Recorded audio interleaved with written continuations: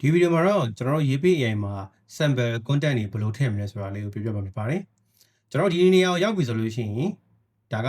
စပြီးတော့ရေးပေး AI ကိုစသုံးလို့ရပြီဒါပေမဲ့မသုံးခင်မှာကျွန်တော်ပထမဦးဆုံးအကြံပေးချင်တာကတော့ sample လေးတွေထည့်ဖို့ပေါ့နော်ကိုရေးအရင်ရေးခဲ့တဲ့ sample လေးတွေထည့်ခြင်းအပြင်ကျွန်တော်တို့ရဲ့ရေးထားတဲ့content စာသည်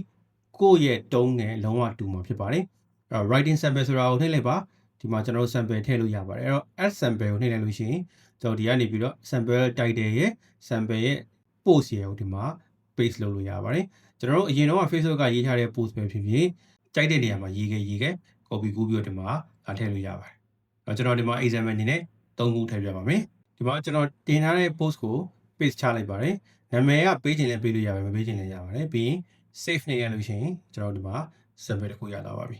အဲ့လိုပုံစံမျိုးကျွန်တော်တို့နောက်ထပ်2ခုအနည်းဆုံး5ခုကနေ10ခုလောက်ထည့်ထားပြီဆိုလို့ရှိရင်ရပါပြီများများထည့်ရင်တော့ပို့ပြီးတော့မှ style ကပို့ပြီးတော့မှကိုယ်နဲ့တူတာတွေ့ရပါလိမ့်မယ်ဒါပေမဲ့အရင်အများကြီးထည့်စရာမလိုပါဘူး5ခု10ခုကျွန်တော်ဆိုလို့ရှိရင်အခု50လောက်ထည့်ထားတာပဲရှိပါတယ်အခုဒီမှာကျွန်တော် sample 3ခုထည့်လိုက်ပါပြီအဲ့တော့နောက်ကြလို့ရှိရင်ကျွန်တော်ရေးထားတဲ့ post တွေကဒီ sample နဲ့တူအောင်မှဖြစ်ပါတယ်အဲ့ဒီမှာကိုကြိုက်တဲ့လောက် sample ကို50ခုအခု20ထည့်ပြီးသွားပြီဆိုလို့ရှိရင်စပြီးတော့ post တွေကို generate လုပ်လို့ရပါပြီ